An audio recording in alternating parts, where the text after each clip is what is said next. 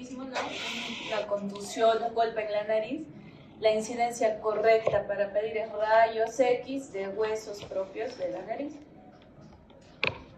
También tienen aquí en esta línea negra representada la lámina perpendicular del etmoides, que se mira mejor en un corte coronal o frontal. Entonces, estos que dicen N son los huesos propios de la nariz, que son la apófisis del hueso frontal, la apófisis nasal, son estas que dicen F. Estas que dicen AF es la apófisis ascendente, o sea, una rama que sube del hueso maxilar. Y esta vendría a ser la lámina perpendicular. Como ven, la lámina perpendicular hace un reborde solamente aquí afuera de la nariz, pero en realidad se ve su mayor extensión en la parte interna de las fosas nasales, como vamos a ver luego. Y la parte cartilaginosa la vemos mejor en el esquema. Todo lo que está en blanco o celeste son los cartílagos laterales superiores o triangulares, ¿no? Ven su forma triangular. Y los cartílagos que conforman el ala de la nariz, que son los cartílagos alares. También tenemos unos cartílagos accesorios que también dan algo de soporte a la nariz, los samoideos. En cuanto al plano muscular, entonces todos estos músculos de la nariz son delgados, ¿no? Y tienen básicamente la función de dilatar las fosas nasales o acortar la nariz, como cuando fruncen el rostro, ¿no? Acortar la nariz. Entonces, dentro de los principales que acortan la nariz y dilatan las fosas nasales es el procerus. Este músculo procerus, para que lo conozcan, es el que se nos nota bastante cuando renegamos y se nos forman dos surcos acá, esas arruguitas. Por eso es uno de los músculos principales de conocer anatómicamente en la parte estética facial, porque ahí es donde, una de las zonas donde más se aplica la toxina botulínica, ¿no? El botox, para que no se formen los pliegues cutáneos ahí. Ese músculo que se arruga bastante contrae la nariz, acorta la nariz. Y dentro de los músculos depresores, este de aquí es el más representativo, el músculo depresor del tabique. Algunas veces, si ustedes se dan cuenta, cuando están de perfil y sonríen, la punta nasal, algunos pacientes que tienen ese músculo muy activo, se baja, se cae, ¿no? Y eso también nos ayuda a nosotros en algunas cirugías para cortarlo y que haya una elevación nasal. La vascularización es bastante rica en la zona nasal, ¿no? Está dada principalmente por estas ramas, la arteria infraorbitaria, que es rama de la maxilar interna, que irriga toda la parte lateral de la nariz. La arteria facial, que da las arterias labiales superiores, que llegan hasta la base de la nariz. La arteria oftálmica, que mediante esta rama da irrigación al dorso de la nariz. Esas son las principales. El drenaje venoso se hace hacia la vena facial y hacia la vena oftálmica. La trascendencia o importancia de eso, cuando les pongo así unos circulitos en azul, estúdienlos porque tienen relevancia para su práctica más que todo, ¿ya? Para su práctica clínica. Entonces, cuando tenemos infecciones en la zona nasal, ¿no? Un granito infectado, un absceso, puede pasar a mayor si no se controla la infección justamente por el drenaje venoso. En estas zonas, todas esas venas, miren hacia dónde van, retrogradan y terminan finalmente en el seno cavernoso. ¿Alguien conoce el seno cavernoso? ¿Saben qué es? ¿Han hecho neurología, neurocirugía? Están haciendo. Ahí van a ver entonces. Son plexos lagos venosos, ¿no? Que ya son intracraneales. Entonces las venas ahí no tienen un sistema valvular. Entonces si se forman trombos sépticos, pueden retrogradar e ir rápidamente al seno cavernoso. Ya una infección ahí pues es importante, puede ser incluso fatal, comprometer la vida, ¿no? Es por eso que tanta importancia le damos a toda esta zona, nariz, región nasogeniana. Antiguamente se le llamaba el triángulo de la muerte, ¿no? Porque no había la antibiótico-terapia necesaria, etcétera, y se terminaba con infecciones intracraneales. Entonces dar importancia, no dejar un absceso que se forme en la nariz muchos días, ¿no? Hay que drenar, hay que tratar. El drenaje linfático básicamente de la región superior es hacia los ganglios preauriculares y de la zona inferior hacia los ganglios submaxilares. Toda la inervación motora, o sea, todos los movimientos de esos músculos que hemos visto en la nariz están dados por el nervio facial y la parte sensitiva por el trigémino mediante su ramo oftálmico en la parte superior y su ramo maxilar en la parte inferior. Esto es afuera, en la pirámide nasal. Ahora vamos a ver la región interna, que son las fosas nasales. Entonces, las fosas nasales son cavidades anfractuosas porque ninguno de nosotros es simétrico 100%, ¿no? Si nos dividimos en dos, somos totalmente diferentes de un lado que de otro lado, la mayoría de nosotros. Igual las fosas nasales, no suelen tener el mismo calibre, a veces una es más estrecha que otra. Están situadas en el medio del macizo facial y se extienden desde esta zona, que es la narina, hasta la zona más posterior, que también forma un orificio que se llama coano. Entonces, ¿dónde termina la fosa nasal? En la coana. ¿Cuál es el límite de la nasofaringe? La coana. De la coana hacia atrás, de esta parte hacia atrás, ya hablamos de faringe, en su primera región, que se llama nasofaringe o cabo.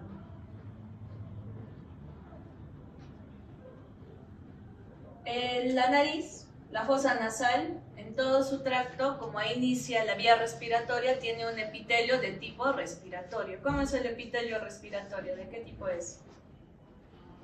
¿Cómo es el epitelio que cubre bronquios, bronquiolos? Pseudoestratificado, cilíndrico y ciliado. Igual es en la fosa nasal, es parte de la vía respiratoria, excepto en su primera porción, que está pintada ahí con verde, donde el epitelio es plano y estratificado, y es ahí donde tenemos las vibrisas o los vellitos de la nariz, ¿no? Es la única zona del tracto respiratorio donde el epitelio es así. Una parte importante en la nariz es la válvula nasal, que está en el vestíbulo, o sea, en esa parte en verde que vimos, ahí se encuentra la válvula nasal. ¿Y qué es? Es el ángulo formado entre el tabique, que es la parte que divide la fosa nasal derecha y la fosa nasal izquierda, que ahorita vamos a ver qué lo conforma, y el cartílago lateral superior, que son estos de acá arriba. Tiene mucha relevancia porque si nosotros obstruimos esa válvula ya no respiramos, ¿no? Entonces es una zona importante a tener en cuenta en golpes. Si ustedes se la tocan un poquito, que es donde terminan aquí, el ala nasal termina, ¿no? Ahí. Mínimo, apriétense 1 milímetro y traten de respirar. No se puede, es imposible, no se puede. ¿Ok? Entonces tiene que tener un ángulo de 10 a 15 grados. Si es menor a eso, no respiramos. Entonces eso es para no dejar pasar, ¿no? En sus pacientes cuando tienen golpes, contusiones, no solamente es que se ponga hielo, ¿no? Sí tiene que hacerse una evaluación a ver si no han colapsado sus estructuras. O si ya ustedes van a ser cirujanos faciales, otorrinos, plásticos, etc., cuidar mucho esa área cuando uno opera. Y también no estar teniendo, porque a veces nos ponemos los famosos piercings, ¿no? Pero hay que hasta para eso saber dónde se ponen, porque sí hay pacientes que se los ponen ahí mismo. Obviamente no van a respirar y cuando se saquen el arete va a haber una cicatriz ahí que no les va a dejar respirar. Y operar una válvula, que es una zona tan estrecha, es algo difícil. Como las fosas nasales son una cavidad más o menos cilíndrica, tienen entonces una pared superior, inferior, lateral y medial. Entonces, en la parte más superior de la nariz, ¿con qué estructuras contacta? Primero, con este que está en anaranjado, el hueso frontal. En verde está la lámina cribosa del etmoides. Aquí no se olviden, para que luego veamos la función olfatoria, están estos orificios, por eso se llama criboso, cribiforme, ¿no? Porque está perforado, donde ahí van a pasar los axones de las neuronas para conformar el par craneal número, ¿qué par craneal? Aquí en la nariz, el 1, ¿no? El olfatorio. Y bueno, hacia atrás en amarillo el hueso esfenoidal, el cuerpo del hueso esfenoidal. Todo eso es el techo de la nariz. El piso piso de la fosa nasal, ¿por qué está dado? Por el hueso maxilar, ¿no? El hueso maxilar, donde se une en la línea media, se llama cresta nasal. Y hacia la parte más posterior, la lámina horizontal, donde se unen ambos huesos palatinos, este que está en azul. La pared medial es el tabique propiamente dicho, es lo que siempre a veces se llama mal cuando ustedes ven un paciente que la nariz, la pirámide que hemos hablado, esta pirámide está para un lado, tiene el tabique desviado. No sabemos si tiene el tabique desviado, ¿no? Para eso tendríamos que ver sus fosas nasales, a ver si su tabique también se ha lateralizado. Lo que se está desviando ahí es su pirámide nasal. Entonces un paciente puede decir eso, pero ustedes que son médicos y que ya han hecho esta clase de otorrino no van a decir que tiene el tabique desviado, ¿no? El tabique se ve por dentro de la fosa nasal. Es esto, esta pared medial que tabica la fosa derecha de la fosa izquierda y va hasta adentro. Esa pared la conforma adelante el cartílago septal o cuadrangular, es como un cuadrilátero, ¿no? Y atrás lo que vimos, ¿no? La lámina perpendicular del etmoides y el vómito. Toda esa pared a veces sufre desvíos, a veces está así. Eso se llama desviación del tabique. Cuando dentro de la fosa nasal una es mucho más estrecha que otra porque toda esa pared, todo esto está desviado. Cuando la pirámide nasal está desviada, eso se llama laterorrinea, ¿ya? Laterorrinea, que puede ser a la derecha o puede ser a la izquierda. Para ver el tabique tenemos que mirar por dentro de las fosas nasales. Entonces, esto estudie para su examen. ¿Qué conforma el tabique nasal? Lámina perpendicular, vómer, cartílago septal.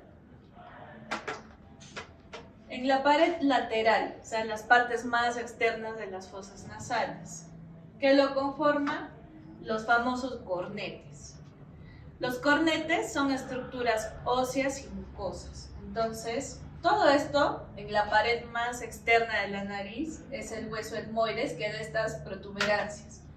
El cornete superior y el cornete medio. Y el cornete inferior es un huesito independiente. Los cornetes, cuando ustedes, no sé si en sus prácticas han hecho, pero cuando hagan rinoscopías, cuando los miran, son como canicas, son como bolitas que van a ver a los lados, a los costados de la nariz, que son de tejido, si los tocan, blando, porque es mucoso, ¿ya? Entonces, estos huesos que hemos visto los recubre un tejido mucoso. La característica de ese tejido es que es un tejido eréctil, es un tejido que se vasodilata y también tiene vasoconstricción. ¿Qué influye en eso? La inervación simpática, parasimpática, los cambios de temperatura, las infecciones, ¿ya? Entonces, esto actúa así, hagan de cuenta, cuando se vasodilatan los lagos y los plexos venosos que tiene, hace que se infle. Es como una esponja que puede estar muy hinchada o una esponja que puede estar muy contraída, ¿no?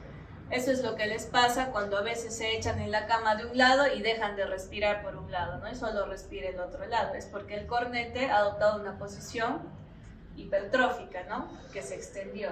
O cuando están resfriados, a veces no respiran de un lado y del otro lado sí. Es porque el cornete se ha vasodilatado y está gordito. Esto también estudien, esto también repasen. Esto les preguntan muchas veces en los exámenes de residencia y en sus exámenes en general, y sí tienen que saber, es el tema de los meatos. Si nosotros quitáramos los cornetes, como está ahí en el dibujo, nos encontraríamos estos orificios, que son orificios de drenaje, que drena ahí los senos paranasales y el conducto nasolacrimal, ¿ya? Entonces, todos los senos que están hacia acá adelante, que son el frontal, el maxilar y aquí las celdillas etmoidales anteriores, drenan al meato medio, hacia aquí, hacia el meato medio. O sea, el seno frontal tiene un conducto y cae aquí hacia el meato medio, si no aquí acumularíamos moco, como pasa en la sinusitis, ¿no? Igual el seno maxilar. Todas las estructuras que están más posteriores, o sea, este seno, el seno esfenoidal y los etmoidales posteriores, drenan al meato superior. Y el meato inferior drena el conducto lacrimonario. nasal, que empieza desde el punto lacrimal, ¿no? Donde es el ángulo interno del ojo, desde el punto lacrimal, cae hacia el meato inferior y de ahí la lágrima se mezcla con nuestras secreciones mucosas y se eliminan o las deglutimos, ¿no? Pero todo el día estamos generando lágrimas, todo el tiempo, solo que como tenemos esa vía permeable, eso cae a la nariz y se junta con el moco. Por ende, en otorrino operamos algunas patologías que tienen síntomas oftalmológicos, porque si ese conducto se obstruye o este meato se obstruye, el síntoma va a ser que el paciente lagrimee todo el tiempo, todo el día, que tenga una epífora continua. Y como hay rascado, limpieza, etcétera, se infecta el punto lacrimal y muchas veces se hacen hasta celulitis, que son infecciones de la cara, ¿no? Entonces nosotros operamos con endoscopía, abrimos este conducto, el saco lacrimal y se resuelve el problema. Pero es por eso, porque ese conducto drena en la nariz. Entonces estudien esto, ¿ya? Estudien la conformación del tabique, estudien qué se nos drena en cada meato. La irrigación de la nariz del tabique nasal es muy importante porque cuando esto se altera y hay sangrado que se llama epistaxis, se debe entender por qué la nariz sangra tanto. No sé si alguno de ustedes ya ha sangrado de la nariz, pero a veces cuando la nariz sangra no para por mucho rato, es bastante profuso el sangrado. Y eso es porque en la nariz ocurre un hecho particular, en la fosa nasal, en el tabique, que es que todas las ramas de la carótida interna se anastomosan con las de la carótida externa. ¿Cómo así? Entonces, si ven aquí, la carótida interna da esta rama, que es la arteria oftálmica, y esta a su vez emite esta otra rama grande, que es la etmoidal anterior. La arteria carótida externa, por otro lado, emite la arteria facial, que aquí está entrecortada, y esa da ramas del subtabique y palatinas. Y emite esta otra rama, que es la arteria maxilar interna, que da esta rama grande, que es el esfenopalatino. En conclusión, las ramas terminales de la carótida externa y de la interna se anastomosan, todas convergen en este punto anterior, que se llama área de Kieselman.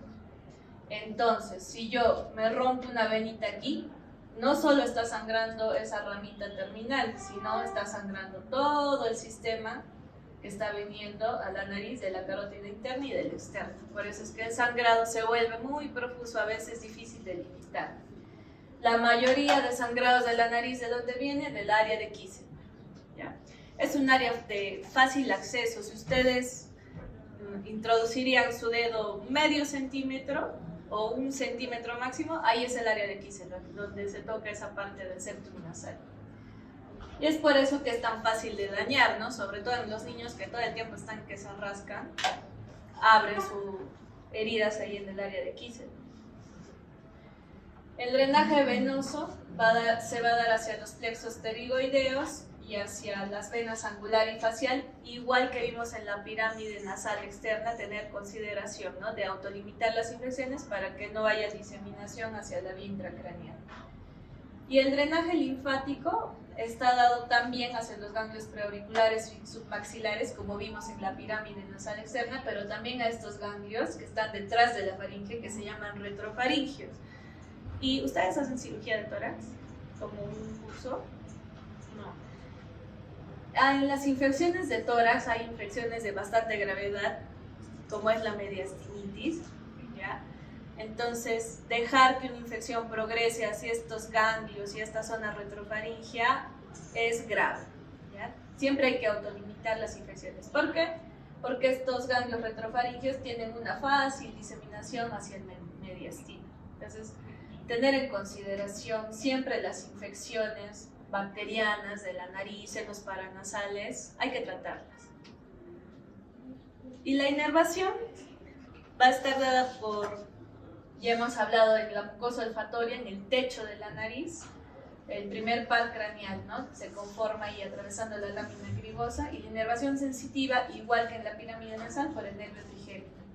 Esto de aquí es importante saber que la vía simpática nos va a producir una vasoconstricción y está mediada por el plexo cervical, Y la inervación parasimpática va a dar vasodilatación, o sea, mayor volumen a los cornetes. Cuando los cornetes tienen más volumen, los cornetes en su mucosa tienen células caliciformes y producen mucho moco. Por eso cuando los cornetes están hipertróficos, grandes, vasodilatados, hay el síntoma que se llama rinorrea, que es la producción abundante y fluida de moco nasal, que es lo que nos pasa en la rinofaringitis, en los resfríos, en la rinitis alérgica, en las rinitis vasomotoras.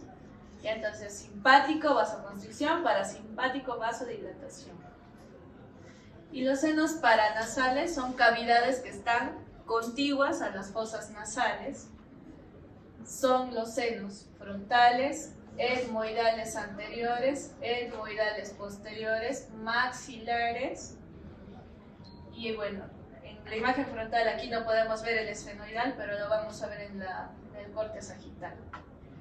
Entonces, aquí están los límites anatómicos para que los repasen y los estudien, pero lo importante de saber es sus relaciones con estructuras importantes y cuándo pedir estudios imagenológicos de estos senos.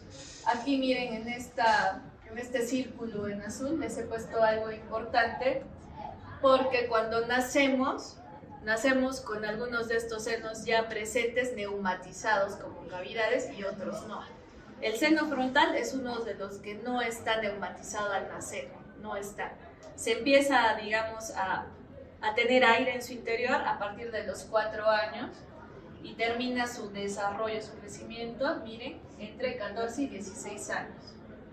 Entonces, si un niño tiene sinusitis, de 2 años, no vamos a pensar que está teniendo el del seno frontal, no hay seno frontal, no hay cavidades del seno frontal.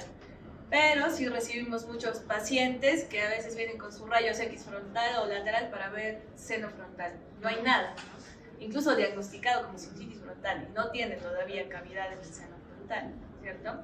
Entonces, más o menos hay que tener en cuenta cuándo pedimos esos rayos X. En un paciente que nos sirve un rayos X para ver el seno frontal a los 8 años, donde ya está grandecito el seno, donde podemos sospechar que se pueda llenar de moco, puede ser. Pero en un lactante no le vamos a pedir con esa intención, ¿no? El seno maxilar, también ahí repasan sus límites. ¿Y qué es lo importante? Bueno, tiene forma como de un triángulo invertido, ¿no? Importante, con estos sí nacemos al nacer, son pequeños pero ya están neumatizados, terminan de crecer más o menos entre los 2 y 15 años. Son los senos que dan la mayor parte de la patología nasosinusal en adultos, o sea, las sinusitis más frecuentes en los adultos son del seno maxilar, ¿ya? También mirar aquí su relación con los molares y los premolares, ¿no? Está en estrecha relación. Algunos pacientes, personas, tienen el piso del seno maxilar, este huesito, muy delgado, o incluso la raíz dental ya metida dentro del seno, y están recurrentemente con infecciones, ¿no? Si la comida pasa hacia el seno, hay infecciones, sinusitis de foco dental, o digamos, puede hacerse un procedimiento, una endodoncia, un implante dental, una extracción dental, y hubo una disrupción de este piso, empieza con dolor en el seno maxilar. Cuando nosotros tenemos una sinusitis, como van a ver en sus clases, que sea viral, bacteriana, en seno maxilar, generalmente es los dos, bilateral. Pero cuando es unilateral siempre hay que averiguar el antecedente si tuvo manipulación dental, porque puede ser sinusitis o odontógeno. Entonces, diagnóstico diferencial, sinusitis maxilar unilateral, descartar un foco dental. Los senos etmoidales son varios, no son como los maxilares o frontales que son 2, ¿no? Esto es como un panal de abejas, tiene varias burbujitas, varias celillas, que se dividen en una parte anterior y en una parte posterior. Son todas estas señaladas en este corchete verde. Esas celillas etmoidales son las que están más desarrollados al nacer, o sea, el seno con el que nacemos, que está más neumatizado, más desarrollado, más grande, son los senos etmoidales. Entonces, si un lactante tiene sinusitis, ¿de dónde es más probable que tenga? Es del etmoides, no más probable, sino casi seguro del etmoides, porque el maxilar es aún pequeño. Entonces, tener presente esto ¿Por qué? Por los síntomas. Miren, este es un corte de una tomografía axial, donde estamos viendo todas las celdillas etmoidales anteriores y posteriores, y las grandes que están atrás, ya cerca de la bóveda craneal, estos sí son el seno esfenoidal, ¿ya? Pero estos, que son varias celdas, son los etmoidales. Aquí lo importante de ver es que está al lado de la órbita, ¿no? De los ojos. Y lo separa una delgada lámina que se llama lámina papirácea. Lámina, ¿saben qué es un papiro? Es un papel, ¿no? Un papel antiguo. Entonces es una lámina muy finita, muy delgada. Todas las infecciones que se propagan del seno etmoidal pueden hacer disrupciones en esta lámina y por tanto darnos celulitis orbitarias, abscesos orbitarios, periorbitarios, etc. Entonces, como hemos dicho que son los más frecuentes al nacer, si vemos un lactante con fiebre, con el ojo inflamado, hinchado, con celulitis orbitaria, probablemente su causa va a ser una celulitis, una sinusitis etmoidal, ¿no es cierto? No le vamos a hacer rayos X para ver el seno frontal, ¿no? Porque no tiene ni seno frontal todavía. Entonces, más o menos para saber cuándo debemos pedir los exámenes en los pacientes. Incluso la sinusitis, como van a ver en sus clases, el diagnóstico mayoritariamente es clínico. Casi no necesitamos exámenes auxiliares cuando ya vemos todos los signos clínicos. Y por último, el seno esfenoidal, que está, como ven, primero está el frontal, luego etmoidales anteriores, etmoidales posteriores, y el más posterior es el seno esfenoidal. Este está en una estrecha relación con esto. ¿Qué es esto? ¿Qué es? Está inmerso en el hueso esfenoidal, ¿no es cierto? ¿Qué? Pues la silla turca, ¿no es cierto? Esta es la silla turca y entonces esta es la glándula hipófisis, ¿no es cierto? Entonces es por eso que también operamos o en conjunto para abordar patologías de la glándula hipófisis que son frecuentes como los adenomas hipoficiarios, ¿no?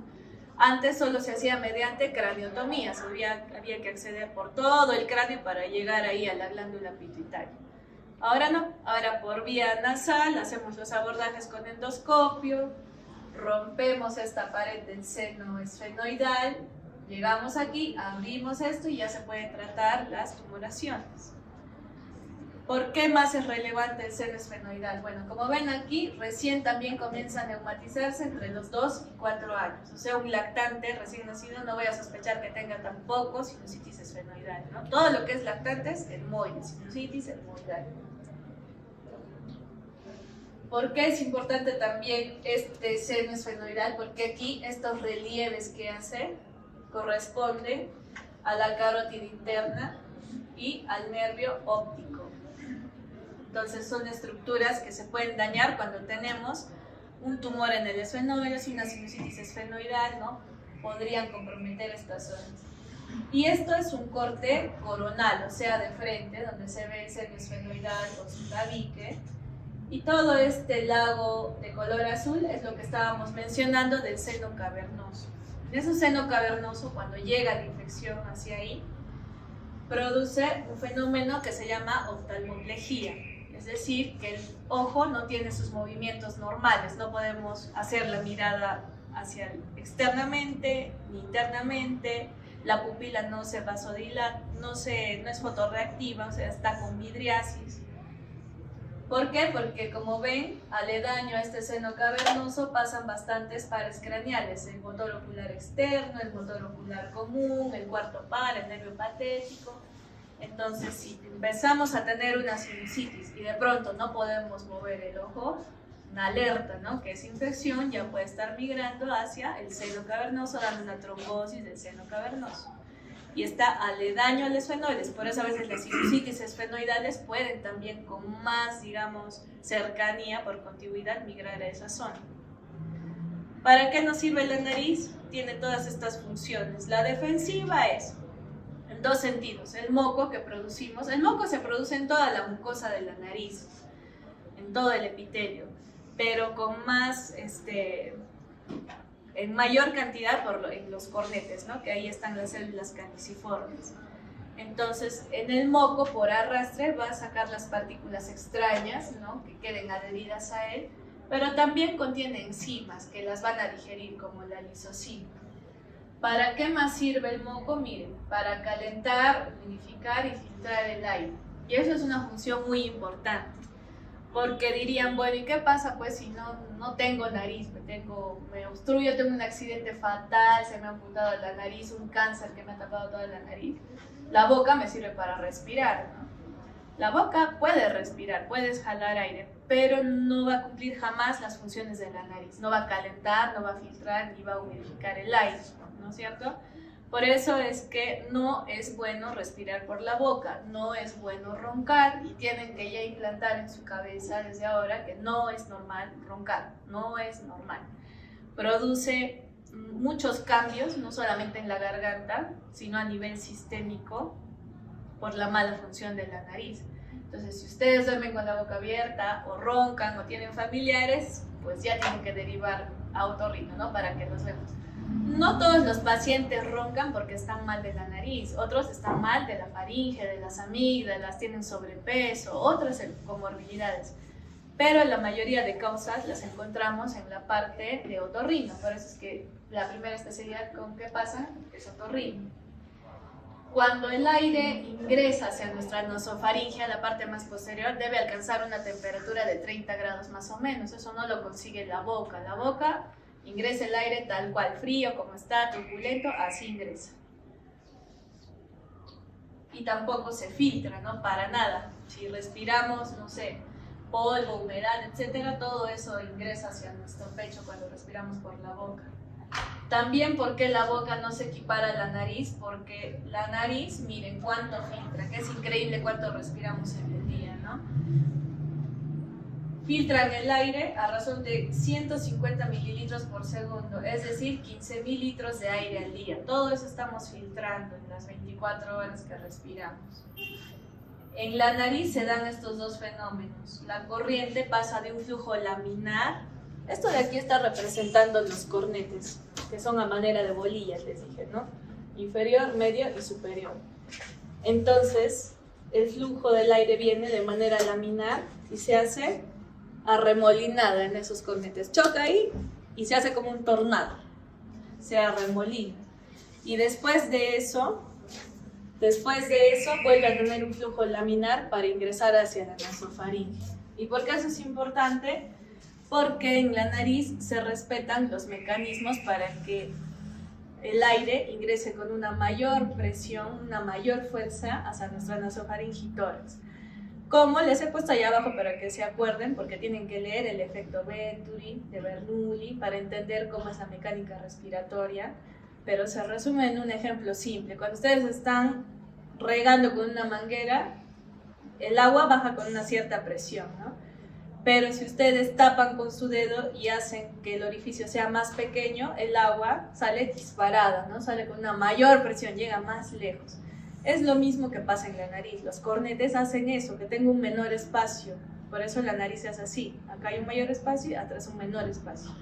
Para que tenga mayor fuerza de impulsarse hacia nuestra nasofaringe e ingresar bien al tórax, húmeda, caliente y con la presión necesaria. Todo eso no pasa en la boca, ¿no? En la boca ingresa poco, hace sobreesforzar el corazón. ¿Qué pasa cuando no oxigenamos bien? Si no hay mucho oxígeno en el cuerpo, ¿qué se empieza a elevar? Que constituye las acidosis o alcalosis. Eso depende del oxígeno y del bicarbonato y del CO2, ¿no es cierto? Entonces, si nosotros no estamos respirando bien por la nariz y estamos respirando por la boca, estamos oxigenando mal, baja el oxígeno. ¿Qué se sube? El CO2. Eso se llama hipercapnia. Cuando nosotros tenemos una hipercapnia sostenida, persistente, genera vasoconstricción. Esa vasoconstricción hace que nuestro corazón empiece a tener una mayor fuerza de bombeo, ¿no es cierto? Entonces, vasoconstricción sostenida a largo plazo nos da una hipertensión arterial, ¿no es cierto? Muchos pacientes que tienen hipertensión arterial, cuando averiguamos sus antecedentes, dicen, si yo ronco de toda la vida, entonces vamos viendo que su mecánica respiratoria no ha sido buena, está mal. Entre otras cosas, ¿no? Porque si respiramos todo el tiempo por la boca, se daña nuestra mucosa también de la faringe y de las amígdalas. Las amígdalas se pueden o atrofiar o crecer mucho, dar infecciones continuas. A veces operamos pacientes de la nariz y ya también tienen unas amígdalas enormes, las tenemos que retirar. Se va generando toda una mecánica distorsionada en pulmones, corazón, en todo, toda la vía sistémica. Entonces, la función respiratoria es para la nariz, así que ya saben, si alguno ronca, al otorrino. También nos sirve para hablar la nariz, sí sirve, pero como una caja resonadora. No quiere decir que genere la voz, ¿no? Pero si todos ustedes se tapan la nariz, no van a hablar igual, ¿no? Es como cuando están resfriados, están con una voz nasal, ¿no? Eso es porque no está viendo el sistema de resonancia ni en nuestra nariz ni en los senos paranasales. Incluso eso es un síntoma. Ahora que van a empezar a ver patología de la nariz, cuando hagan hipertrofia adenoidea, sinusitis, etcétera, les van a dar este término, rinolalia. ¿Ya? Entonces es el cambio de la resonancia. Cuando aumenta mucho la resonancia se llama rinolalia abierta. Cuando disminuye, rinolalia cerrada. Ya que esto que estábamos haciendo es la rinolalia cerrada. La función olfatoria dada por el primer par craneal, ¿no? Que se origina, ¿dónde se origina el primer par craneal? Ahí en la nariz, en la mucosa que está en el techo de la nariz. Ahí pasan todos los filetes nerviosos de la primera neurona y conforman el nervio olfatorio que va a esta zona, que es el bulbo olfatorio. Esta zona de aquí de la nariz se le llama mancha amarilla también, por si les preguntan, es lo mismo. La zona olfatoria se llama mancha amarilla porque contiene unos fosfolípidos que segregan las glándulas de Bowman, que son estas de aquí, estas rosaditas. ¿Para qué generan esos fosfolípidos? Para que los olores, las partículas odoríferas, se puedan disolver en esos fosfolípidos. Entonces, la primera neurona de la vía olfatoria está ahí en estos filetes nerviosos, ¿no? De la mucosa olfatoria. La segunda en el bulbo. Y la tercera, no tenemos un área única donde percibamos finalmente la olfacción. Eso es muy interesante porque también es como un rezago evolutivo. Entonces, en la corteza van a ir a la zona periamigdalina, a la zona prepiriforme, al área entorrinal, a varias zonas. Es por eso que tenemos conexión entre estas zonas del neocórtex y un olor nos puede, por ejemplo, evocar un recuerdo, ¿no? A veces solemos un perfume, no, me recuerda a mi abuelita, me recuerda, no sé, a mi ex, me recuerda algo en particular que para ustedes haya sido significativo, ¿no? Porque ven que está en varias partes de la corteza, finalmente la vía olfatoria. Igual en la corteza periamigdalina, donde ahí saben ustedes que es la zona de la alerta, ¿no? Del estrés. Si sentimos un olor desagradable, huimos de ahí. Humo nos da a pensar que algo se está quemando, huida, ¿no? Entonces es interesante ver eso. Incluso en las áreas prepiriformes, donde ahí para algunas especies todavía tiene un componente sexual, ¿no? Las ferormonas, el sentido del olfato para eso. Nosotros ya hemos perdido eso ya en nuestra evolución. ¿Y los senos paranasales para qué sirven, no? Como hemos dicho, no están desligados de la nariz, también calientan, humidifican el aire también, pero lo hacen en una parte pequeña, ¿no? 1.5% total de la humedad. Más importantes para eso son las fosas nasales. Pero nos ayudan, como son cavidades de aire, a que nuestro cráneo no pese tanto, ¿no? Si no, imagínense a dónde nos iríamos, ¿no? Sin ese contrapeso que hacen los senos paranasales. También dan mayor resistencia a los traumatismos faciales porque disipan, ¿no? La fuerza de los golpes, aíslan térmicamente el cráneo y también, como hemos mencionado, dan resonancia a la voz. Ahora, ¿cómo vamos a explorar o cómo han visto que están explorando esto en sus prácticas, ¿no? Primero, toda exploración empieza con la anamnesis, ¿no? Preguntar al paciente, y esto es bien importante preguntar, porque les pongo un caso, ¿no? Hay pacientes que están con la pirámide nasal para un lado, que eso se llama laterorrinea, ¿no? Y nosotros nos podemos imaginar que ahorita alguien le ha dado un golpe y le ha desviado la nariz, ¿no? Y si ese fuera el caso, podemos reducirle la nariz y acomodarla al centro. Pero si ese paciente ya tiene eso de hace 10 años, por más que nos subamos encima del paciente, eso ya no se va a mover porque está consolidado, ¿no? Entonces hay que preguntar el tiempo de evolución, qué pasó, sus antecedentes familiares, sus antecedentes de patológicos, qué síntomas tienen. Toda anamnesis es parte de la semiología, ¿no es cierto? Y luego vamos a pasar directamente a la exploración. Aquí en resumen es la inspección, la palpación.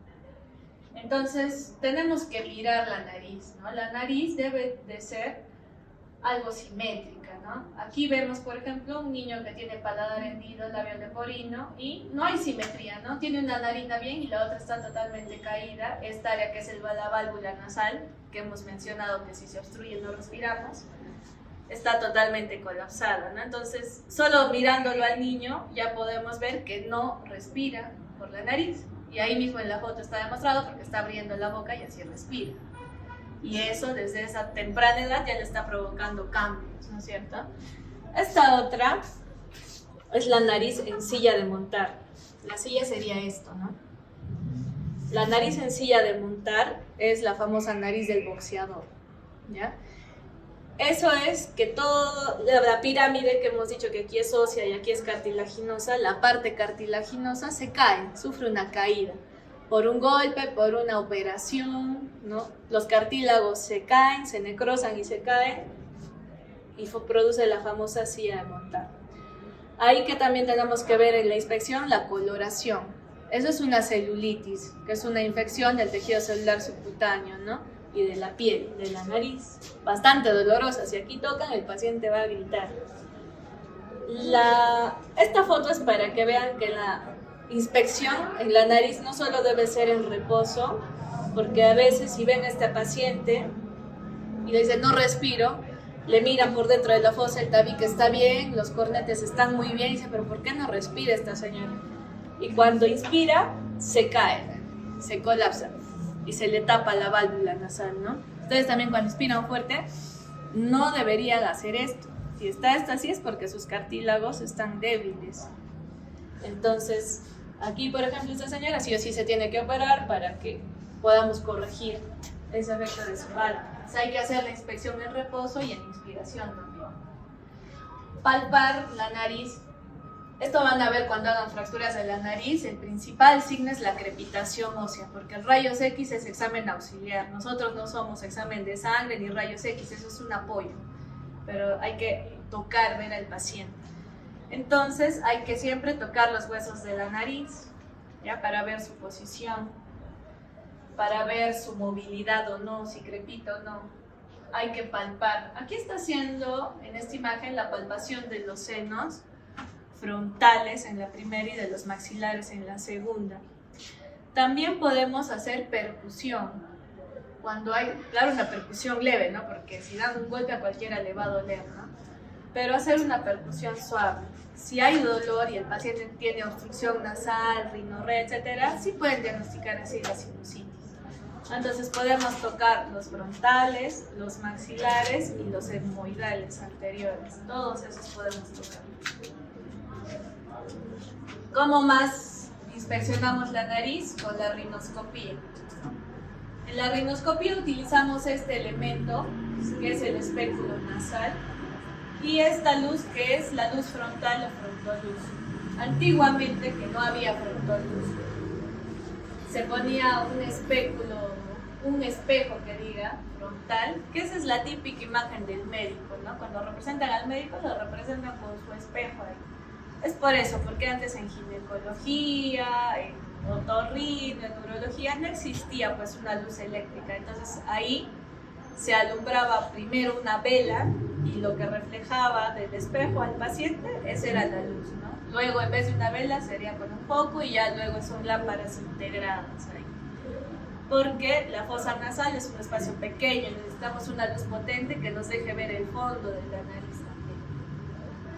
Entonces este es el espéculo nasal y cuando abrimos la fosa nasal está lo que hemos mencionado, el techo de la nariz, el piso de la nariz, la pared medial que es el tabique y la pared lateral que la conforman los cornetes, medio, inferior y hay otro que es superior, ¿ya? Entonces, si queremos ver si el paciente tiene el tabique desviado, vemos esta pared, que aquí en esta foto sí está algo desviado así, ¿no?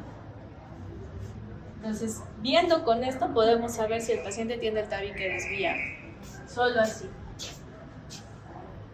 Entonces, estas son algunas rinoscopías. Por ejemplo, esta es de un tumor, ¿no? Es muy obvio que toda la fosa nasal está tapada o obstruida por una tumoración carnosa. Este otro es, ¿cómo se llaman esas bolitas del asfalto que son rojitas con el guairuro? Un guairuro en la fosa nasal derecha de este pacientito, toda obstruida. Y este de aquí ya es un desvío del tabique ya bastante marcado, ¿no? El tabique, todo el cartílago con su mucosa rosadita cubriendo, está lateralizado para el lado derecho, izquierdo. ¿Qué más se puede hacer? La rinoscopía posterior. Esto seguro lo han visto en los odontólogos, tienen estos espejos, que son los espejos laringios. Entonces, con un bajalenguas por detrás de la úvula se alumbra con el espéculo y miran la parte posterior de la nariz, las coanas. También ahora hacemos las técnicas endoscópicas, ¿no? Lo que nos ayudan estos endoscopios es saber en tiempo real todas las estructuras de adelante a atrás y también poder mostrarle al paciente. Si ustedes al paciente le están viendo su oído y le dicen, sí, está así, el paciente les va a creer, pero cuando lo miran, les cree de verdad. No dicen, ah, sí, hasta ellos se imaginan mirando las imágenes, ¿no? Pero a veces hay pacientes que, no sé, se pasan la espina del pescado y no hay, pero la herida se siente como que estuviera ahí. Si uno le dice no hay, ok, ¿no? Pero si le muestras en una imagen que está todo limpio, entonces vas a tener mayor credibilidad porque lo está viendo. Entonces, en eso también nos ayudan las técnicas endoscópicas, aparte de que vemos muchísimas más estructuras que solo con el endoscopio, ¿no?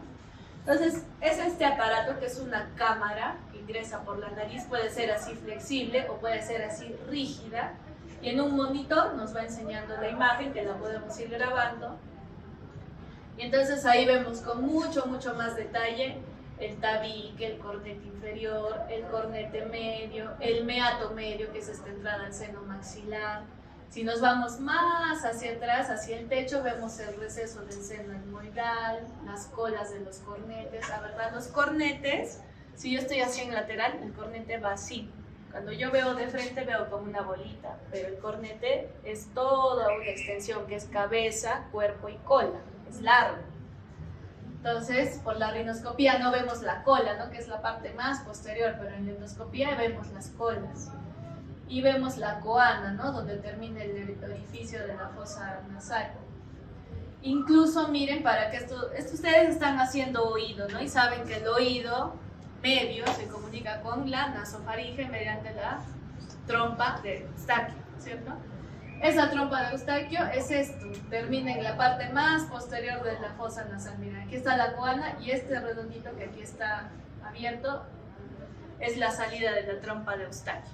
Entonces, con el nasofibroscopio podemos ver hasta la trompa de Eustaquio al cabo, y si seguimos bajando podemos ver la orofaringe, la laringe, las cuerdas vocales, todo. Nos facilita bastante los diagnósticos.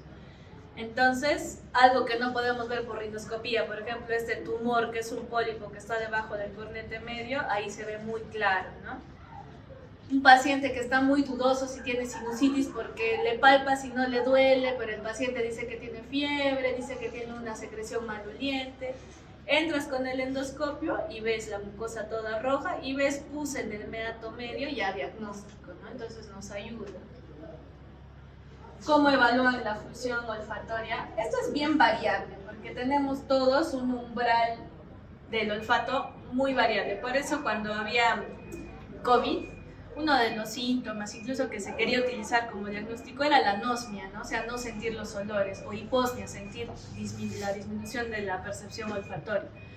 Nunca se pudo validar una sola herramienta, un test olfatorio para eso, porque era muy variable en todos los pacientes. Pero hay algunas escalas, como esta prueba del olfato, donde se hace oler elementos comunes, como dice aquí, ¿no? Limón, coco, fresa, etc. Y ver cómo lo percibes. 1 poco, 2 moderado y 3 muy intenso. Y según eso se va viendo si estás con el olfato disminuido o perdido, ¿no? Ahora vamos a hacer 3 patologías de la nariz para terminar, que son importantes. Yo les digo, en su práctica, ¿no? De otorrino, aprendan a ver una otitis, porque eso van a tratar de médicos generales, de internos, en su casa, hijo, me duele el oído, mírame, no sé cómo se ve una otitis, tienen que ver una otitis y tratar y diagnosticar. Epistaxis es otra, porque es una emergencia. De otorrino hay pocas emergencias, y las que hay, la mayoría son epistaxis.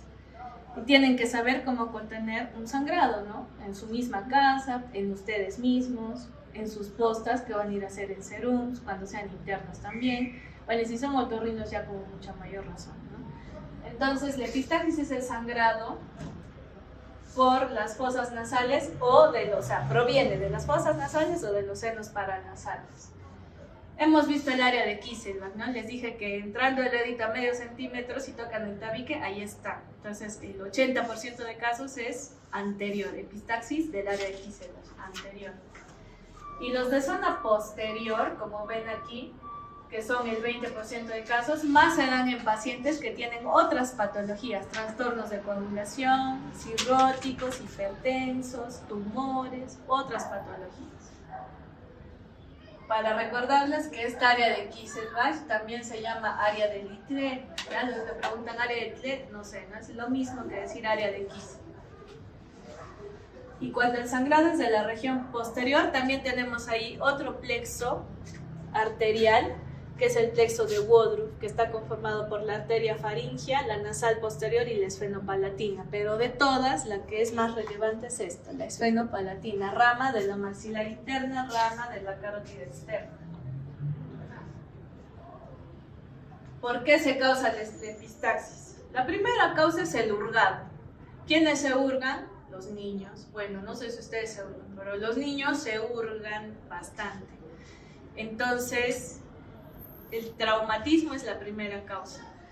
Luego, bueno, en la imagen está el hurgado, y esto es lo que les decía que es la terorrinia, ¿ya? Tener la pirámide nasal desviada para un lado. Y no sé por qué este chico está tan feliz, pero bueno, es obvio que ha tenido una contusión y está todo el hueso, ¿no? Hundido ahí. ¿Tendrá desviación del tabique? No sabemos, ¿no? Hay que mirar dentro de la fosa, y si el tabique también está para un lado, también tiene desviación del tabique. Pero eso ya no le llamen desviación del tabique, por favor. Ya, la terorrinia, si se olvidan la terorrinia, ya tiene la pirámide nasal deforme. ¿Qué otras cosas nos puede causar epistaxis? Esto, por ejemplo, un tumor, esto es un hemangioma que lo ven pues morado, ¿no? Violáceo, tiene muchos vasos, muchas venas. Se revienta, se hace un traumatismo y sangra. ¿Qué más también que es frecuente? Los resfríos. Resfríos, rinofaringitis, rinitis, porque ahí la mucosa está hinchada, edematosa. Más que estamos sonando frecuentemente, se agrieta la mucosa y epistaxis. Cuerpos extraños, obviamente, ¿no? Los niños se introducen de todo. Botones, todo se introduce. Entonces ahí se desgarra, epistaxis.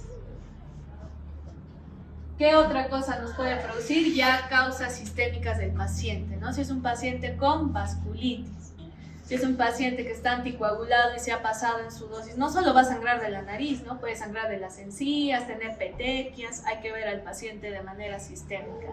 Y una de las principales es esto de hipertensión, por favor, cuando sean internos. El paciente, cuando viene sangrando, hay que tomarle los signos vitales, ¿no? Porque no va a estar desangrándose y lo mandan para cauterización y la presión está así 220/110.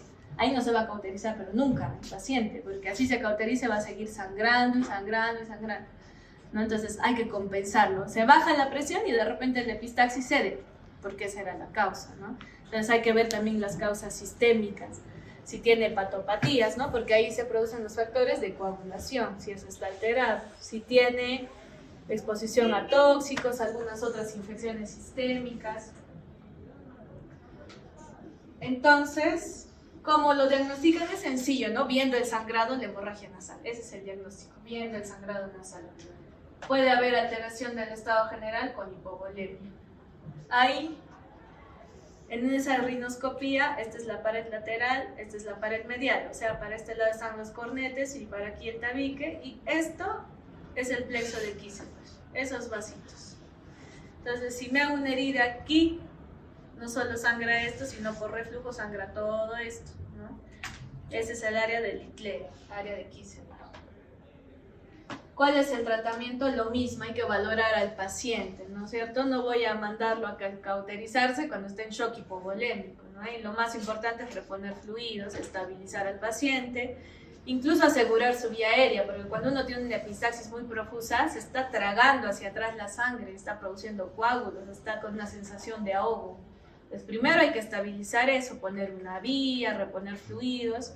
A la par se puede ir comprimiendo la nariz para ceder el sangrado, pero siempre ver el estado general del paciente. Es diferente que venga todo chocado, casi inconsciente, a que venga caminando con un algodoncito aquí, ¿no? O sea, hay que ver primero cómo está el paciente. Entonces, cuando ustedes tienen su epistaxis en la casa, o cualquier familiar o su paciente, ven que está sangrando, la primera medida que van a hacer es la compresión, ¿no? Entonces, igual traten de tener su equipo de protección, ¿no? Porque la sangre de un paciente no sabemos qué tendrá, siempre con sus guantes, agarran una gasa y se aplica la compresión. Si son ustedes el paciente, entonces, ¿dónde se aplica la compresión? En la pirámide que hemos hablado, ósea y cartilaginosa. El punto donde se puede comprimir más es en esa unión, ahí, donde acaba la pirámide ósea y empieza la cartilaginosa. Ahí es donde la nariz se colapsa más, entonces ahí van a apretar fuerte, con la cabeza mirando hacia abajo. La mayoría de pacientes que vemos viene apretándose acá arriba, donde nunca van a colapsar nada porque esto es hueso, ¿no? Acá, así, y así todavía, comiéndose toda la sangre para atrás, pero así vienen casi todos. Entonces hay que enseñarle, señor, apriétese más abajo y agache toda la cabeza, porque si sale algo, que se vaya hacia el piso, en vez de que caiga a la garganta, se formen coágulos y esté con náuseas, que quiere vomitar los coágulos, atorándose, se hace más un escándalo ahí, ¿no? Entonces que se apriete fuerte y baja la cabeza. ¿Y cuánto tiempo mantenemos esta posición? 5 minutos. ¿Por qué 5 minutos? ¿Por qué no 1? ¿Por qué no 30 segundos? ¿Por qué no 40 minutos? ¿Qué es 5 minutos? ¿El tiempo de qué? Han estudiado cuando hay tiempo de sangría, tiempo de protrombina, tiempo de tromboplastina. Ese es el tiempo de coagulación, el tiempo en que tarda en formarse un buen coágulo organizado, ¿no es cierto? Entonces, 5 minutos. Ah, pero doctora, yo soy anticoagulado, tengo fibrilación auricular, tengo warfarín. Ah, entonces ahí tu coagulación está alterada, apriétate 20 minutos, 15 minutos, ahí sí le pueden decir más, ¿no? Pero en un paciente que tiene bien la coagulación, 5 minutos. Y sueltan. Cuando tienes bien la coagulación y no es un sangrado muy profuso, esa es la medida que calma. A veces muchos pacientes se hacen eso, entonces si les pasa, ya no van al hospital porque se autolimitó, se empieza a formar un coágulo y luego una costra y ahí se dio la epistaxis. Pero si sueltan y sigue sangrando, aunque sea en menor grado, ¿qué deben de hacer? Deben de utilizar un vasoconstrictor. ¿Alguna vez han sangrado o nunca han sangrado? Ya. ¿Qué vasoconstrictor usan en su casa? Vasoconstrictor es que el vaso lo contraen, ¿no? Lo hacen más pequeño. ¿Qué utilizan? Los pacientes utilizan agua, ¿no es cierto? Agua fría. Entonces se van a su caño y empiezan ahí a echarse agua. Eso es porque el frío hace que las venitas se contraigan, ¿no es cierto? Pero ya en el contexto del hospital o de su posto donde van a recibir esto, lo que tienen que poner es, ¿qué vasoconstrictor conocen? Una sustancia conocida que han hecho en farmacología, y que eso tienen que tener cuando se vayan a hacer un serum, si no tienen eso, porque eso les ayuda para nebulizar, para un shock anafiláctico, para contener una hemorragia uterina. Tienen que tener una ampolla de epinefrina, ¿ya? Epinefrina sí o sí nunca les debe faltar para una urgencia, está en los coches de emergencia, de paro respiratorio, una ampolla de epinefrina. Entonces esa epinefrina le embeben en un algodón, lo ponen el algodón en la fosa nasal con una pinza y vuelven a hacer su compresión en esta zona, ¿no? Donde terminan los huesos y empieza el cartílago. Ahí, otros 5 minutos. ¿Qué otro vasoconstrictor hay? Si están muy sangrando, no tienen, bueno, se les acabó su única epinefrina en su posta, que es en la cima del Wisti, ya no hay, se acabó. Pero tienen agua oxigenada, ¿no es cierto? Hay agua oxigenada, un poquito de agua oxigenada bien exprimido, porque el agua oxigenada, si le ponen así muy empapado, genera esas burbujas que han visto al contacto con la sangre blanca, es como una espuma, ¿no? Luego el paciente va a estar tragándose la sangre con espuma, peor, se hace un escándalo, ¿no? Entonces, bien exprimida, lo ponen allá dentro de la nariz y apretan. Y eso deben tener en su casa también, agua oxigenada. Y vuelven a soltar pasa esos 5 minutos, si se dio, excelente, sacan su algodón y ya está.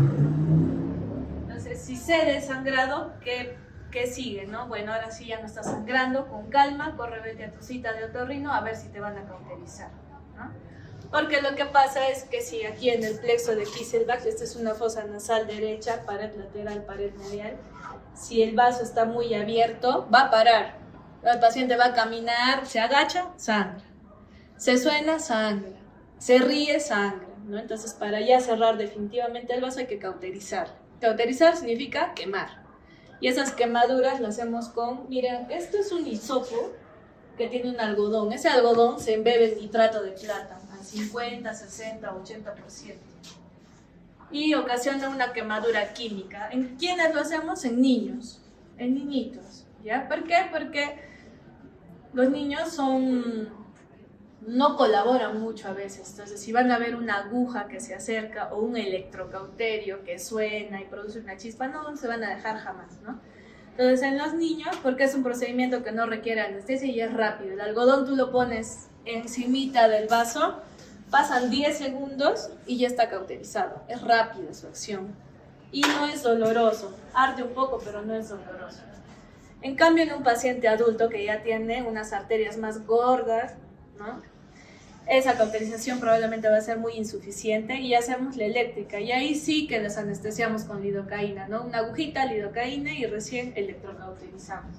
Y ahí está epistaxis resuelta, ¿no?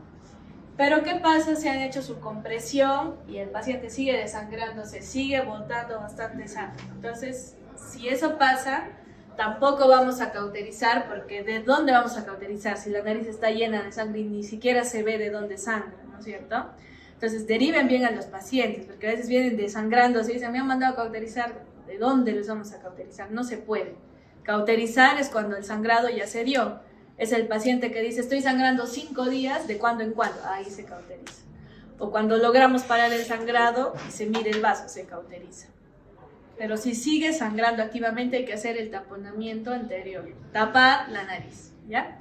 Y un taponamiento anterior se puede hacer. Ustedes van a hacer en sus serums, en su internado, van a hacer un montón de taponamientos. Entonces ven aquí que la pinza está...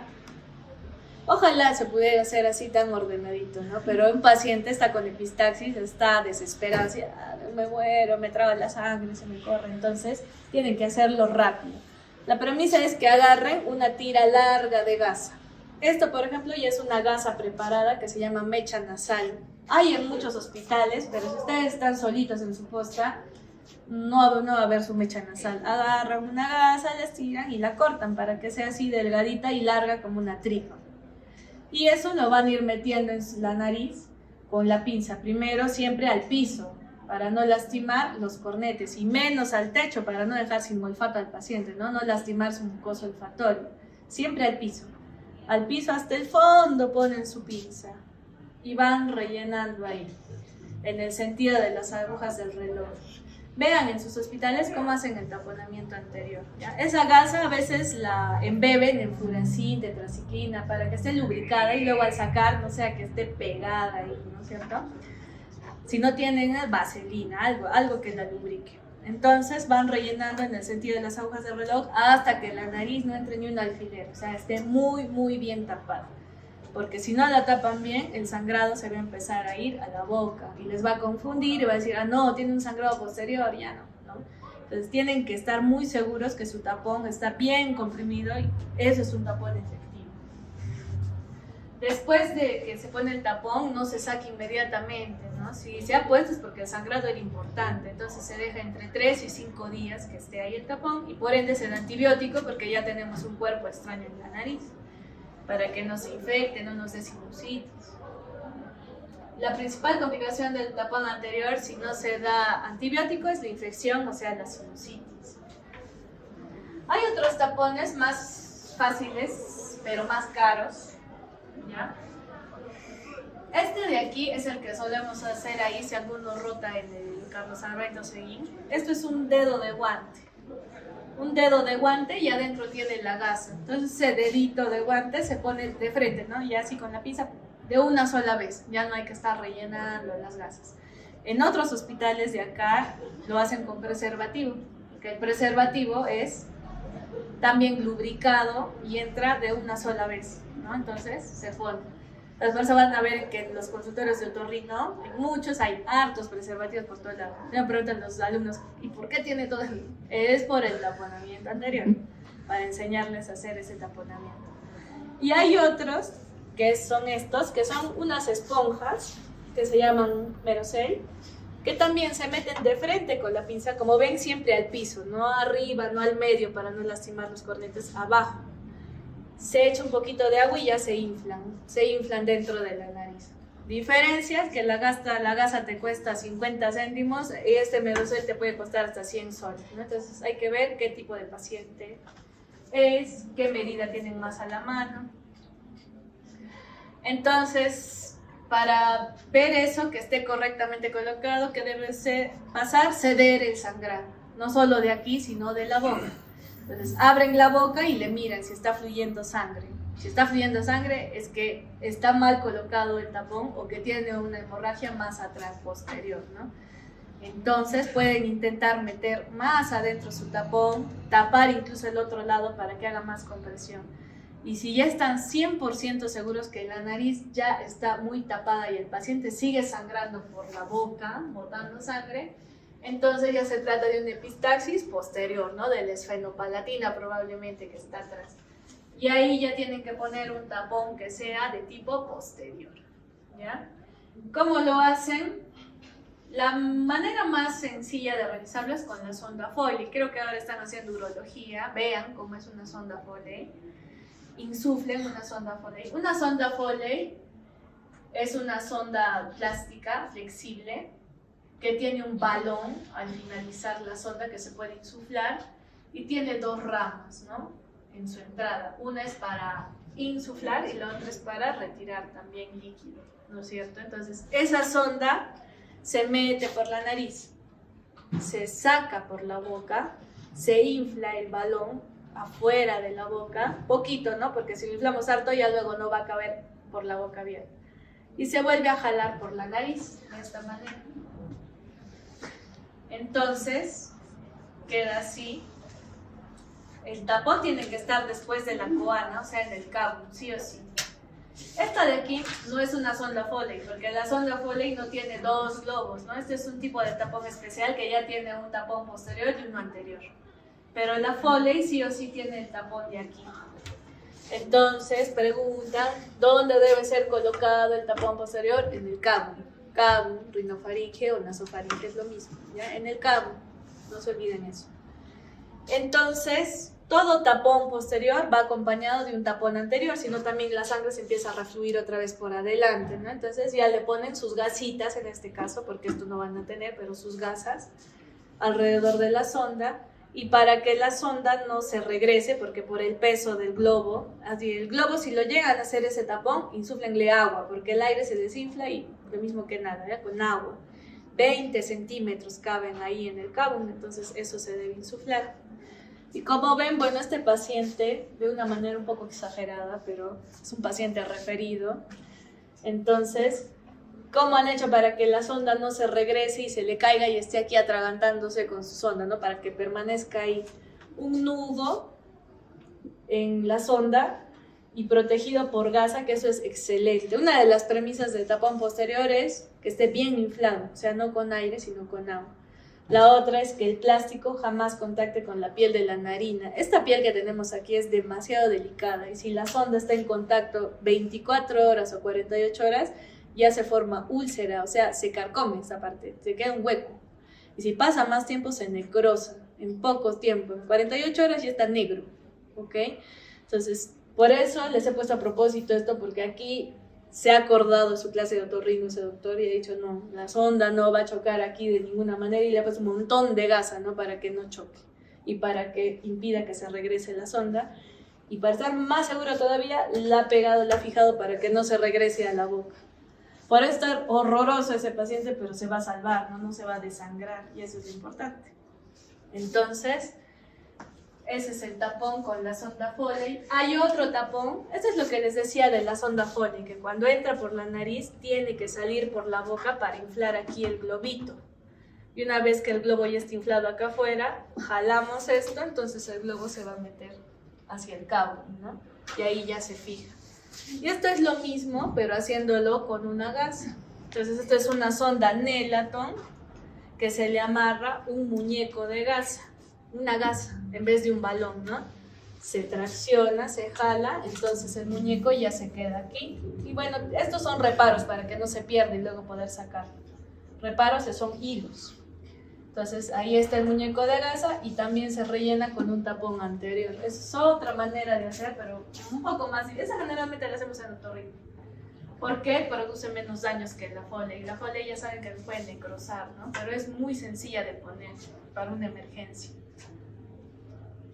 Entonces, de ahí no lo dejamos para siempre, ¿no? Ya el paciente con su sonda Foley no puede irse a su casa. Imagínense tener un globo de 20 centímetros inflado atrás de la nariz.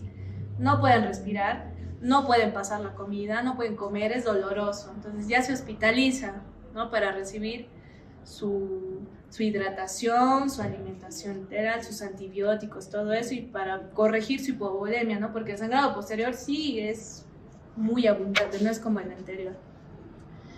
Entonces, este paciente permanece con esta sonda 3, 4 días, dependiendo del tipo de paciente, ¿no? Si es un anticoagulado, irá a cardiología que lo compensen, ¿no? Dependiendo cuál es su causa. Nosotros, por la parte de la sonda, vamos desinflando el globo progresivamente y viendo la boca hasta que ya quede todo desinflado, y cuando se queda todo desinflado ya lo podemos sacar. Si el paciente sigue sangrando, tenemos que ir a sala de operaciones y ver la zona posterior, y a veces con unos clips ligar la arteria esfenopalatina, o esto negro es la cauterización, cauterizarla, o los dos según sangre. Hay casos extremos, generalmente son por tumores donde ni con eso para el sangrado. Entonces, ¿qué se tiene que hacer? Ligar la maxilar interna y en algunos casos incluso hasta la carótida externa. Entonces, el tabique ya hemos dicho que se ve por dentro, ¿no? Una de las patologías más frecuentes es el tabique desviado, como representa la imagen. La verdad que todos tenemos el tabique desviado, porque tenemos anfractuosidades. Entonces, no todos nos vamos a operar, ¿no? Solo son cuando esos desvíos son sintomáticos. Cuando no respiramos, cuando no roncamos, cuando no tenemos una buena ventilación nasal. ¿Podemos nacer con el tabique desviado? Sí, sí, podemos nacer con el tabique desviado, pero la principal causa es traumática. Entonces, cuando la desviación del tabique, como esta imagen, es muy pronunciada, va a alterar la mecánica respiratoria y nos va a dar estos síntomas, ¿no? Insuficiencia respiratoria nasal, cefaleas. Por esto algunas veces se producen las cefaleas. Miren, aquí está la fosa nasal, este es del lado izquierdo. Cornete, tabique. El tabique está desviado y está hincando ahí en el cornete, ¿no? Está como penetrando el cornete. Aquí a este nivel pasa el nervio etmoidal anterior y cuando se comprime genera unas cefaleas aquí en esta parte anterior. Entonces a veces los pacientes tienen su único síntoma es cefalea porque ni cuenta como respiran así desde niños. Para ellos no es anormal respirar bien, mal, no lo saben. Pero tienen cefaleas frecuentes, están tratados como migrañas a veces y no es que están respirando mal o con el tabique desviado. A veces puede haber epistaxis, ronquidos, sequedad nasal, hiposmia.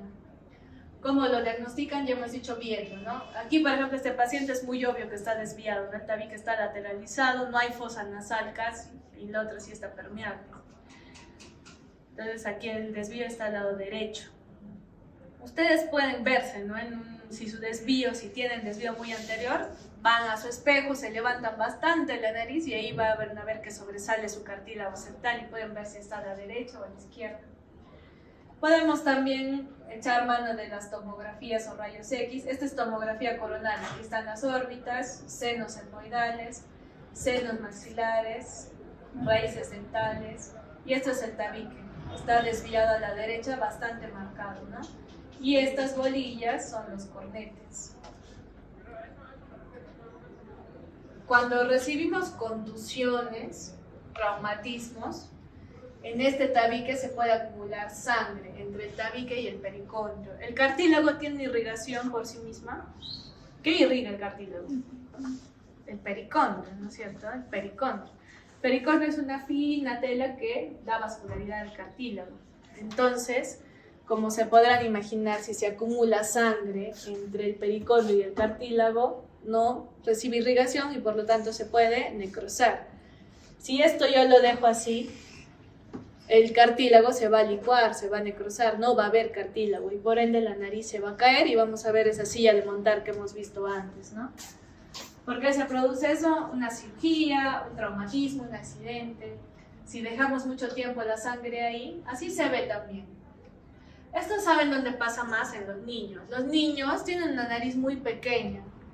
Entonces, y también recién están osificando, eso quiere decir que su hueso es pequeñito y tienen más cartílago. Entonces, cuando se golpean y se paran golpeando a los niños del todo, se caen del columpio de la cama, de la silla, de todo lado, rara vez tienen fracturas de sus huesos nasales porque son cortos, pero el cartílago sí hace unos hematomas.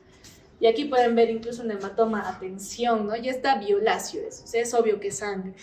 ¿Cuál es el tratamiento de esto? Hay que agarrar un bisturí, abrirlo, sacar todos los coágulos, coser para que no quede la piel suelta y ponerle taponamiento anterior para que no se vuelva a llenar. Y ahí está resuelto. No dejarlo pasar más de 24 o 48 horas porque luego si lo drenamos ya no hay cartílago adentro, ya no hay cartílago. Y puede también que pase el tiempo y en vez de sangre eso se convierte en un absceso. Entonces ya ahí el paciente en vez de sangre tiene pus allá adentro, igual hay que drenarlo. Pero ahí tendrá ya más fiebre, mal estado general. En la radiografía vemos que en el tabique hay una imagen hipodensa, encapsulada. Esto muestra la técnica de cómo tenemos que hacer la incisión, sacar todos los coágulos y poner taponamiento anterior. Esto es lo que les decía que produce nariz sencilla de montar si es que no se trata. Esto es incipiente, ¿no? Pero esto en el tiempo va a seguir evolucionando y se va a ir cayendo más. Y estas cirugías son más, luego son reconstructivas, ¿no? Más difíciles de hacer, las hacemos también los otorrinos, pero como ya no hay cartílago, tenemos que sacar cartílago de algún lado y ese lado es el cartílago de la costilla, ¿no? El cartílago costal. De ahí sacamos todos los injertos para regenerar la nariz. Obviamente es más traumático, obviamente es más doloroso, ¿no? La costilla duele. Cuando vean en traumatología a alguien que se fractura, no puede 3 meses respirar porque inspira y le duele, es doloroso. Entonces, esto es para que entonces tengamos la premisa de que si ven ahí adentro, moradito, después de un golpe, es urgencia, tiene que ir a drenarse, si no el cartílago se va a necrosar, ¿ya? Y la nariz, cuando uno es niño, tiene más relevancia que cuando es adulto, porque ahí nuestros huesos faciales se están formando, se están desarrollando. La nariz guía todo el crecimiento del tercio medio facial, es decir, que si mi nariz no crece bien, tampoco va a crecer bien mi maxilar superior, mi maxilar inferior, ¿no? La parte del frontal adyacente a la nariz. Y hay muchos estudios que lo confirman, por eso es importante no solo los traumatismos, sino respirar bien. Cuando oxigenas mal, no tienes un buen crecimiento de tus huesos faciales. Cuando hagan incluso adenoides, se van a dar cuenta que hay una facies adenoidea que seguro han visto en pediatría, que es un paciente que tiene el maxilar superior protruido, el mentón hacia atrás, retrognatia, los pómulos hacia adentro. Y esa fascia es muy común. Esa fascia, si alguien la tiene, es obvio que de niño no ha respirado, por eso no ha desarrollado bien los huesos de la cara. Entonces, por ejemplo, aquí, esto es del mismo caso anterior, hubo un hematoma septal, ¿no? Son gemelos idénticos. Diferencia que en la infancia, en la primera infancia, él tuvo su hematoma septal y por ende tiene la silla de montar, que también se le ve como una B invertida. No solo no ha desarrollado su nariz, que se ha quedado pequeñita, corta, ¿no es cierto? Tampoco ha desarrollado bien su mandíbula respecto a su gemelo, ¿ven? Tiene retrognatia, tiene hipoplasia del maxilar superior y de frontal, y de pómulos también. Entonces ya implica también malformaciones en la conformación facial. Entonces, premisa, si tu niño, si tiene hijitos o sobrinos, o ronca o ha traumatizado, tiene que ir al otorrino, sí o sí, si no puede haber malformación durante su crecimiento craneofacial. Otra consecuencia que trae las contusiones, si no son tratadas, es que tal vez no se necrosa todo el cartílago, pero ese hematoma que no deja irrigar el cartílago hace que se perfore, ¿no? Entonces el septum, por gracia divina, pues no se cayó toda la parte del cartílago septal, pero se forma una perforación que comunica la fosa derecha con la fosa izquierda. Como ahí hay un huequito, lo que les molesta a los pacientes a veces es cuando inhalan, exhalan, silban por la nariz, porque hay un orificio ahí pequeño, ¿no? Entonces están saliendo un sonido por ahí. Y lo que más les molesta es que como ya toda esa mecánica que hemos visto, que flujo laminar, turbinal, ya no hay, porque por ese orificio pasa todo el aire, entonces el aire ya no entra caliente, ni húmedo, ni nada. Entonces se forman costras nasales, muchas costras nasales, ¿no? Miren, aquí está la perforación del tabique y alrededor costras negras, al frente ya costras amarillas. Entonces el aire entra seco, frío, mucha costra, se obstruye la nariz, pica. Entonces el tratamiento de esto, muchas veces, como hemos dicho que el cartílago no tiene irrigación, así le pongamos un injerto que es esta misma mucosa acá, no prende, se vuelve a perforar, es difícil. Entonces, como es difícil, es mejor tratar desde antes el hematoma que no llegue a esta consecuencia. Entonces, por ejemplo, aquí esta es la fosa nasal del lado derecho, tabique, y acá está la izquierda. Entonces, están metiendo una regla por la fosa nasal izquierda y por la derecha se ve que esta perforación tiene como 2,5 centímetros de perforación, ¿no? Grande. Ese paciente no respira. Y ahí está posquirúrgico, ¿no? Cuando está cerrado. Como muchas veces no prende este colgajo, hay que dar esto que son lavados nasales, pomadas para que el paciente esté más tranquilo. Y para finalizar, algo que deben tener en cuenta, cuerpos extraños. Cuerpos extraños, ¿quién se introduce? Los niños, ¿no? Bueno, también algunos adultos. A veces hay de emergencias que el paciente, no sé, de 30 años se metió un cuerpo extraño.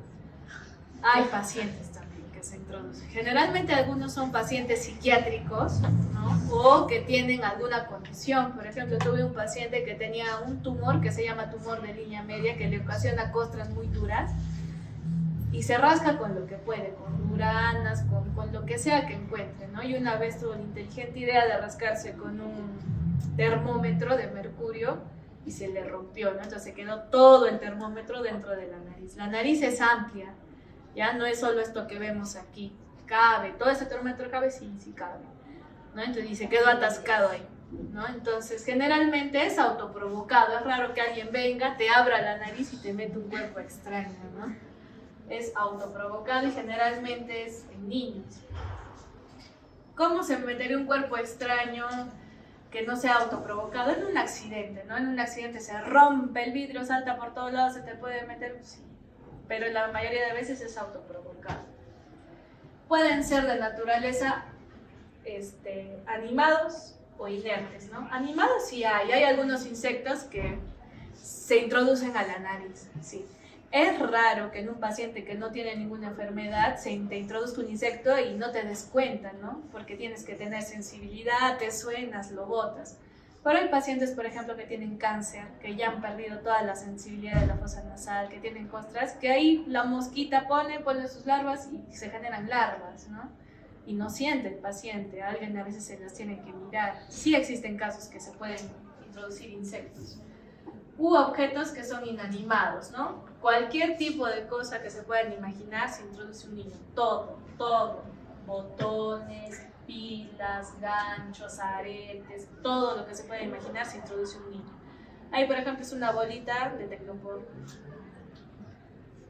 Entonces, ¿qué síntoma da si tengo el cuerpo extraño en la nariz? Se obstruye, ¿no? No respiro porque hay algo que está tapando la nariz. Entonces, un adulto fácilmente te va a decir, bueno, me he metido algo y no respiro, ¿no? Pero el niño no, el niño queda calladito, se asusta, dice, mejor no digo nada y ahí vive con su cuerpo extraño, ¿no es cierto? Entonces, ¿cómo se dan cuenta los papás? Porque pasa el tiempo y dicen, qué raro que le está saliendo el moco tan fétido, huele mal, ¿no? Por eso van a consultar, porque hay rinorrea purulenta, un moco fétido, una pus prácticamente, o un moco que huele muy mal, y es unilateral. Ahora, puede ser que se ponga dos cuerpos extraños si ya un niño muy travieso, ¿no? Pero generalmente se ponen en un lado, entonces por eso el diagnóstico es rinorrea purulenta unilateral, es diagnóstico diferencial de sinusitis, ¿será? No, ya hemos dicho que generalmente es bilateral, ¿no? Salvo sea odontógeno, ¿no? Que les pongan tumor. Puede ser, ¿no? Que más daría otros síntomas, epistaxis, obstrucción. Cuerpo extraño, sí. Cuerpo extraño, sí. Más si les están dando el antecedente que es un niño, ¿no es cierto? Entonces, rinorrea mucopurulento fétido unilateral, a veces con rasgos de sangre, descartar cuerpo extraño. Entonces, por ejemplo, la primera imagen es una tuerca metálica que se ha introducido este niño. Cuando el elemento es radiopaco, ayuda el rayos X, pero por ejemplo, si se pone un papel higiénico, así le hagas 100 rayos X, no va a salir, ¿no? Porque no es radiopaco. Entonces ahí tenemos que hacer rinoscopía y exploración. A veces los niños no dicen nada y este es de un paciente que se metió un globito de esos de carnaval, un globito. Nunca dijo nada en la vida, tuvo la secreción purulenta, pero los papás dijeron, bueno, debe tener un resfrío, amoxicilina, y pasó la infección purulenta, pero quedó que no podía respirar, y por eso lo llevaron, ¿no? Entonces, cuando uno lo examina, ve esto, y si lo toca y lo mira, también es como una piedra, tal cual como una piedra. Y eso es porque el cuerpo extraño, en algunos casos, la infección se autolimita, no en todos, en algunos se autolimita y se calcifica, y eso se llama rinolito, es una piedra en la nariz. Ese rinolito en la tomografía se veía así, como ven, de la misma densidad del hueso, ¿no? Y entonces eso hay que retirarlo. El tratamiento del cuerpo extraño es retirarlo, ¿no? Sacar el cuerpo extraño para que no genere la infección, la obstrucción y todo ello. Hoy hemos visto algunas emergencias de la parte nasal, epistaxis, hematoma septal, y este es otro que es que se introduzcan estas pilas de reloj, ¿no? Las pilas en botón. En cualquier parte, eso va a ser una emergencia si se pone en el oído, si se lo come peor todavía, ¿no? Porque estas piedras generan una necrosis alcalina, ¿no? Hacen una licuefacción de los tejidos cuando se sulfatan y botan sus químicos, ¿no es cierto? Y esto lo tenemos que sacar rápido, porque en la mañana se puso la pilita y en la noche ya lo podemos encontrar así el tabique. ¿Dónde está el tabique? Ya está todo necrosado, ¿no? Ya está aquí perforado, ya está desvitalizado.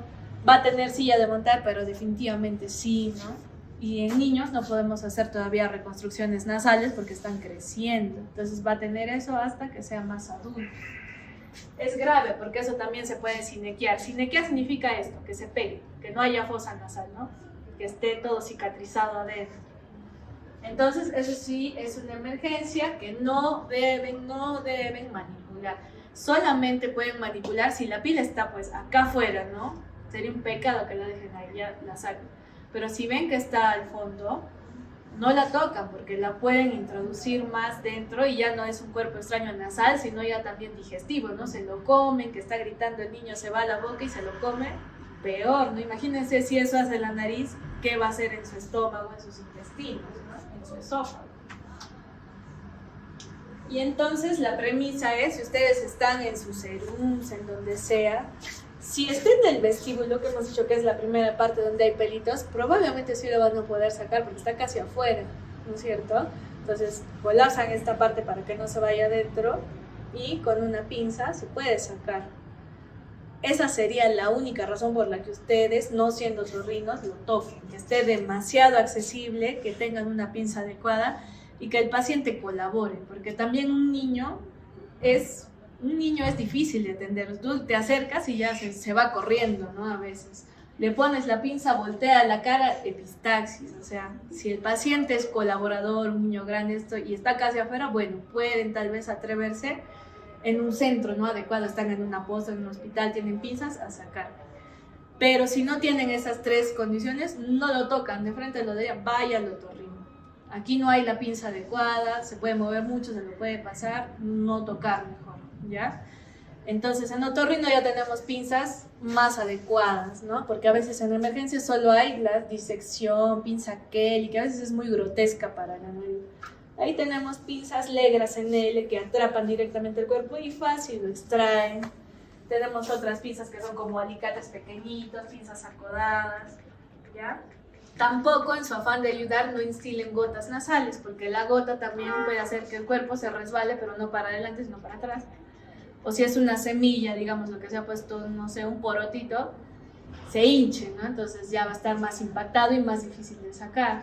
O si es una pila, y ahí sería un pecado, ¿no? Porque le están sulfatando más. Entonces, no la sacan. Estas son otras pincitas, por ejemplo, es un clip.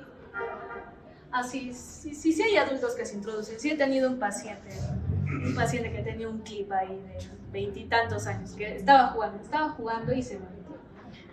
No entiendo cómo, pero se lo metió.